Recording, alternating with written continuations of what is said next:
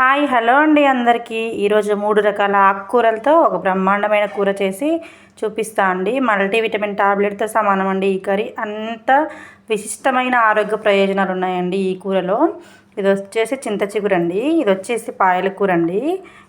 దీంట్లో ఐరన్ ఎక్కువగా లభిస్తుందండి.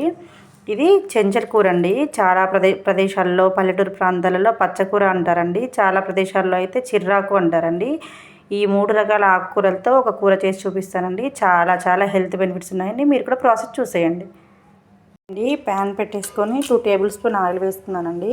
ఎండుమిర్చి, తాలింపు దినుసులు, జీలకర్ర, ఆవాలు వేసుకొని 1 నిమిషం పాటు ఫ్రై చేసుకుందాం. పోపు దినుసులు ఫ్రై అయిపోయాయి కదండి. ఇప్పుడు ఆనియన్స్, పచ్చిమిర్చి, వెల్లుల్లి వేసి దూరగా వేయించుకుందామండి.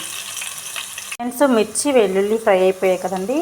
1/2 టీ స్పూన్ పసుపు వేసుకొని కలిపేస్తాం కదండి. ఇప్పుడు మన చెంచల కూర అదేనండి, పచ్చకూరను వేసుకొని ఒకసారి మొత్తం కలిపి వేసేయండి. పచ్చకూరతో పాటు పాయల కూర కూడా వేసేసేయండి. ఈ 2 వేసి ఒక 2 నిమిషాలు మూత పెట్టేసి ఉడికించండి. చిగురిని ఇలా ఒకసారి నలిపేసి పక్కన పెట్టేసుకోండి. చూడండి, మన ఆకుకూర అయితే ఆయిల్లో చక్కగా మగ్గిపోయిందండి.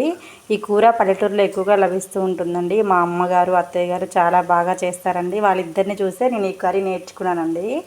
ఇప్పుడు మనం ఆకుకూరలో సాల్ట్ వేసేద్దామండి.